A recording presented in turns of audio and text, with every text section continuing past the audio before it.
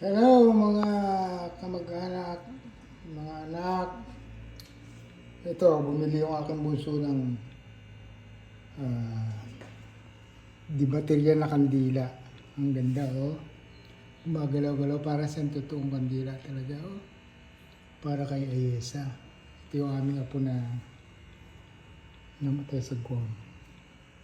Ito na inuwi sa atin, inuwi dito ng mga magulang. At sabi nila, hindi na siya maligalig sa Guam kasi parang sinasabi na at last I'm home. This is really your home, Ayesa. So, bigay siya ng titigan yan. Hindi ka na mawala ng ilaw kasi chargeable yung kanyang battery. So, titingnan natin kung ito